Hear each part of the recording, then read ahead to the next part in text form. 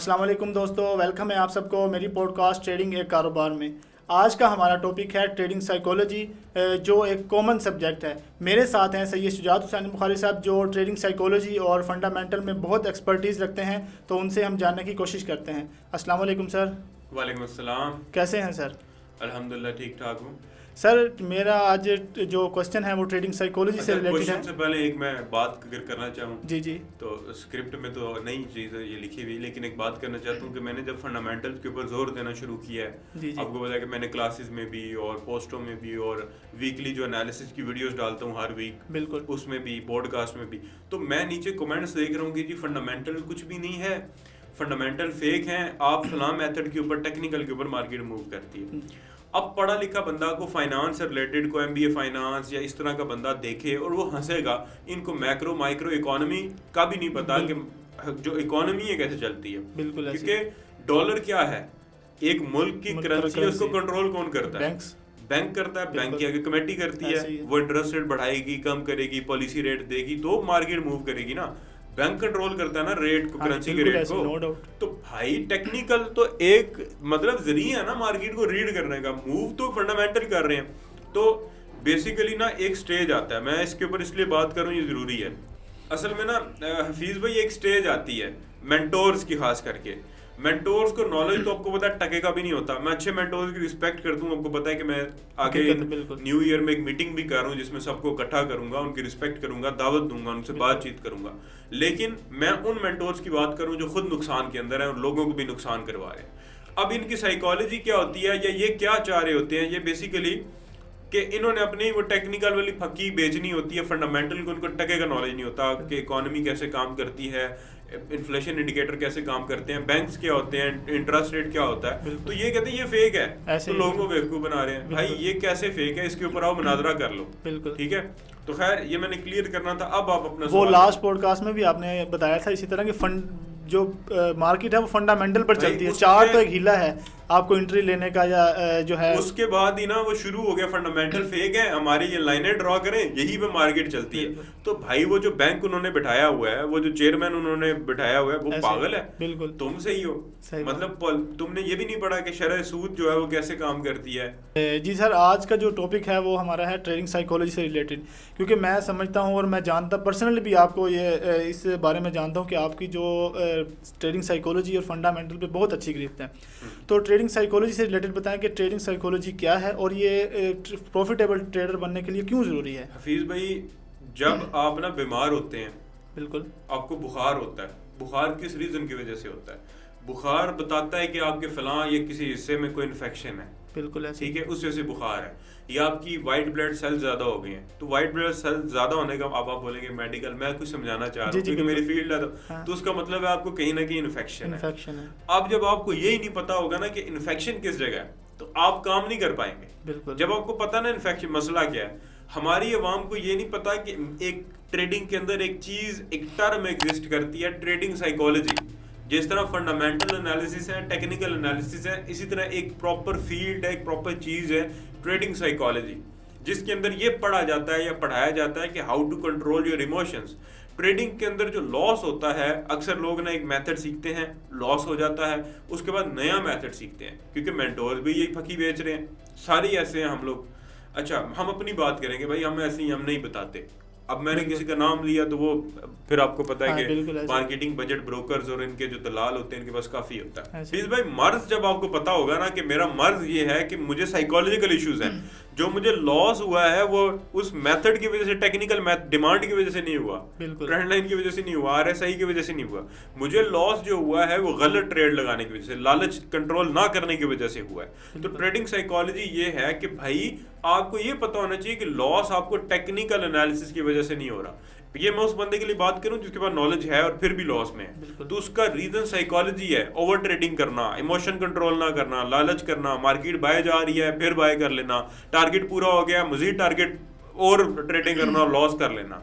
ठीक है, ऑलरेडी आपको लॉस हुआ हुआ है और ट्रेड्स करना और मजीद जो है ना वो अपना अकाउंट वॉश कर लेना।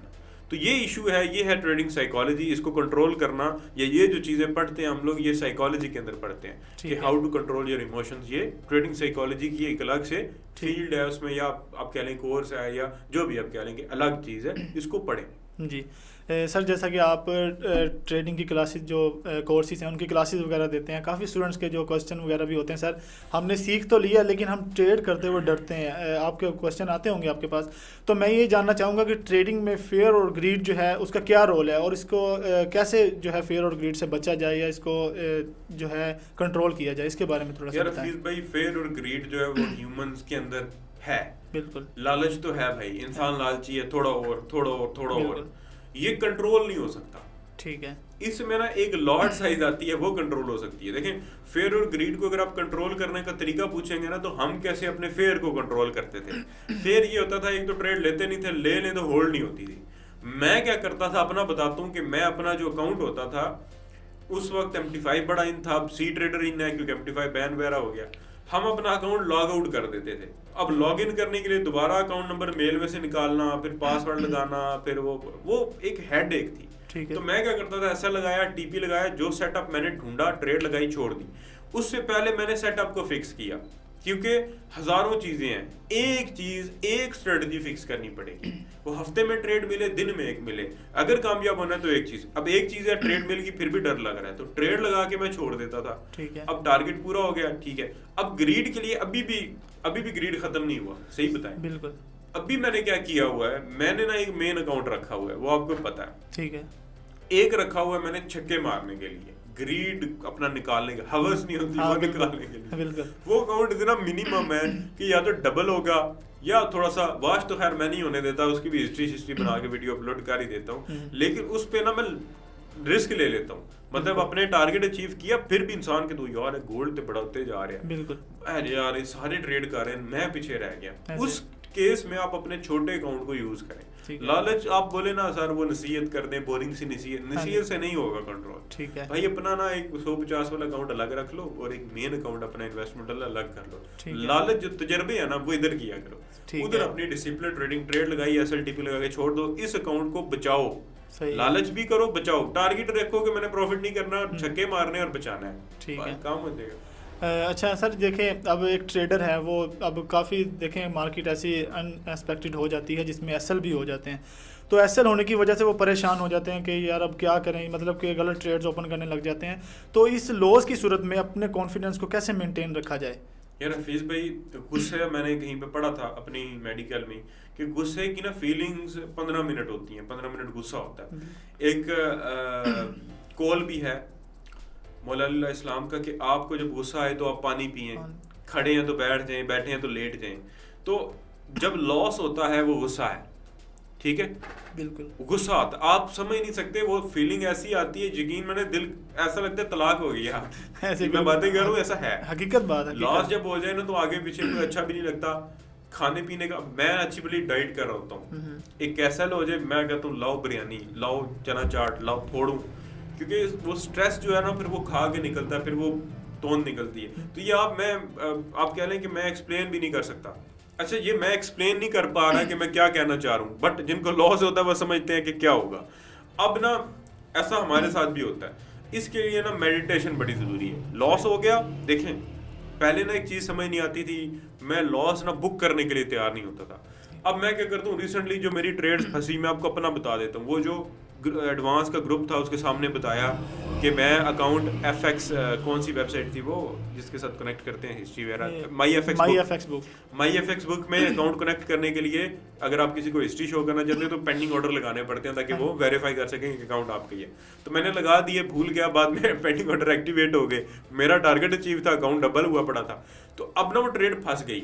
मैंने पता कैसे निकाला, मैंने वो ट्रेड सेल में लगी हुई थी, गोल्ड बाय जा रहा था, मैंने बाय सेटअप ढूंढा, शायद 0.20 की और 0.3 की 2 या 3 लॉट्स थी, उससे डबल लॉट लगाई मैंने, ठीक है, सेटअप के ऊपर प्रॉपर, कि अगर ये अगेंस्ट गई तो भाईजान फिर भी लॉस होगा बट सेल वाली ट्रेड प्रॉफिट में आ जाएंगी। तो अगर बाय वाली अगेंस्ट, क्योंकि सेटअप अच्छा था, मार्केट बाय जा रही थी, क्योंकि अगेंस्ट जब जाता है ना गोल्ड एक बाय की डायरेक्शन में, मतलब थोड़ा बाय नजर आए तो फिर उसने बाय ही जाना होता है, उसमें ही सेटअप ढूंढ के घुस जाओ। तो मैंने कैसे निकाली, वो 0.20 थी, यहाँ पे 50-60 की लॉट लगाई और ट्रेड जब थोड़ी प्रॉफिट में गई तो भाई लॉस मेरा और प्रॉफिट 0-0 हो गया। ट्रेड्स को कट कर दिया, थोड़ा 200-300 प्रॉफिट भी लिया और वो लॉस भी रिकवर कर लिया। तो ये एक तरीका कार है। दूसरा कि ट्रेड फंस गई है, पैनिक मत हो, वेट करें। अब होता ये है कि ट्रेड सेल में फंसी हुई है और ट्रेड भी सेल में ही लगा रहे हो। क्यों लगा रहे हो? ट्रेंड चेंज हो गया है। पहली तो बात है सेल करवा लो, अकाउंट बचा होगा, आप गेम में हो, अकाउंट वाश, आप गेम से आउट हो गए। गेम में रहना आपने, मार्केट मौका देगी आपको, गेम में रहे। तो एक तरीका कार ये होता है कि आप सेल के में फंसे हुए हो, सेल क्यों लगा रहे हो भाई? मार्केट बाय में जा रही है, एक ट्रेंड ढूंढो एटलीस्ट मिनिमम। और एक चीज याद रखिएगा, अगर सेल वाली ट्रेड 0.10 की है तो बाय वाली 10 की नहीं होनी, 11 की होनी चाहिए। हैज इस तरह नहीं करना कि बुरी तरह फंस जाओ, हैज इस तरह करना है कि कहीं ना कहीं आप बच जाओ। तो आप इस तरीके से निकल सकते हो। दूसरा, मेडिटेशन बड़ी जरूरी है। सुकून बड़ा एसल हो गया, फिर एक तो था ट्रेड फंस गई, उसकी स्ट्रेटजी मैंने आपको बता दी, मेरी ये है, आपकी मर्जी है। एक होता है एसल हो गया, उस टाइम पे ना अकाउंट में बिल्कुल लॉग आउट कर दिया करें। ठीक है, खाना शाना खाएं, घूमे फिरें, मार्केट देखें, न्यूज़ वगैरह देखें और कोई और एक्टिविटी में अपने आप को घंटे डेढ़ के लिए बिजी कर लें।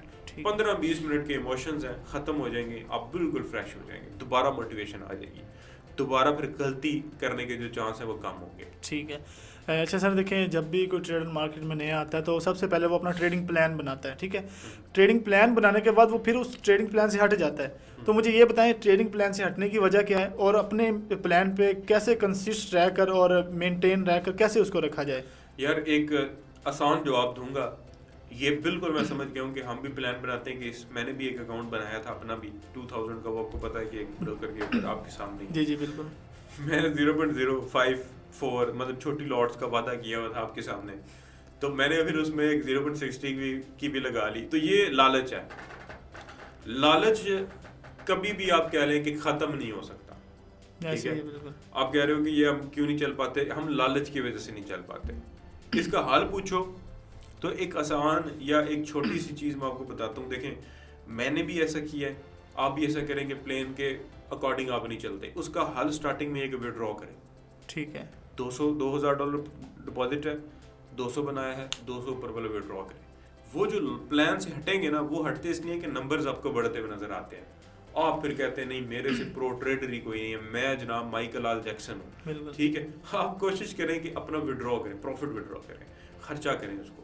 आपको फिर मोटिवेशन मिलेगी कि 200 ही और बनाना है, 2000 को 2000 नहीं करना, 4000 नहीं करना। देखिए सर, अब स्टूडेंट्स जो हैं वो कोर्स कंप्लीट करते हैं, ठीक है, और कंप्लीट करने के बाद मतलब उनके स्किल उनके हाथ में आ जाती है, लेकिन सबके पास कैपिटल जो है वो एक जैसा कैपिटल नहीं होता, अलग अलग होता है। किसी के पास कम होता है, किसी के पास ज़्यादा इक्विटी होती है।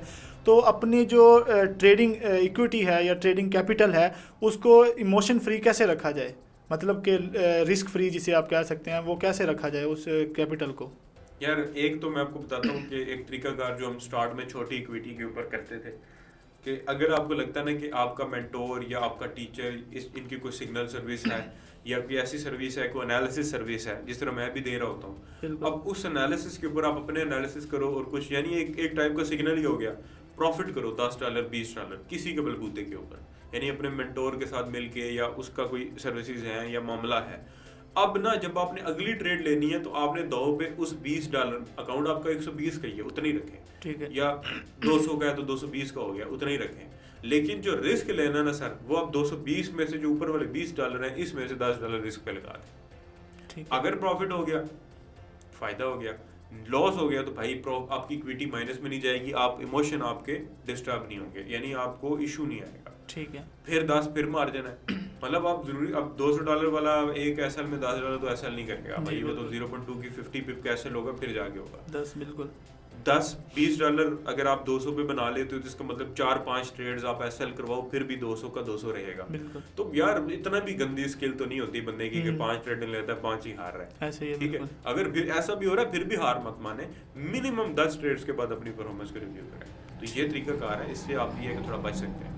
ठीक है, सर आपका बहुत शुक्रिया, आपने ट्रेडिंग साइकोलॉजी जी सर आज का जो आपने जो पॉइंट्स बताए हैं वो बहुत ही डीपली और अच्छे से बताए। उम्मीद है स्टूडेंट्स इनको फॉलो करके जो है गपशप हुई है फॉर्मल, बिल्कुल जैसे एक बच्चे को समझाते हैं। जी जी बिल्कुल, एक साइकोलॉजी भी भाई किताब है भाई, ये एक टॉपिक है, टेक्निकल, फंडामेंटल, सेंटिमेंटल, ये भी टॉपिक है। जी जी बिल्कुल। ट्रेडिंग साइकोलॉजी देखें लॉस टेक्निकल एनालिसिस की वजह से हो रहा है। नहीं हमारे मैं ऐसे बंदों को, मेंटोर्स को जानता हूँ, आप पुराना ग्रुप की भी एक्सेस आ गई है, कोई बंदा बोले कि खैर मेरे पास वीडियोस भी हैं कि बैठे होते हैं, ऐसे मेंटोर्स को भी जानता हूँ जिनको इतने इतने मेथड आते हैं, मैं कहता हूँ यार मेरे से बेहतर टेक्निकल्स आते हैं, लेकिन लॉस में ठीक है।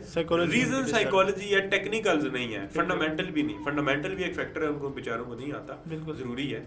बट ट्रेडिंग साइकोलॉजी में मेन जो चीज़ है साइकोलॉजी, इमोशंस है। लॉस का बुनियादी वजह इमोशंस कंट्रोल ना होना है। जी स्टूडेंट्स, आज का जो टॉपिक था बहुत ही इंटरेस्टिंग टॉपिक था। उम्मीद है अगर आप इन पॉइंट्स को फॉलो करेंगे और इन पॉइंट्स पे काम करेंगे तो आपकी साइकोलॉजी बेटर हो जाएगी। और इसको इन पॉइंट्स को ज़रूर फॉलो कीजिएगा और अपना फीडबैक ज़रूर दीजिएगा कमेंट्स में।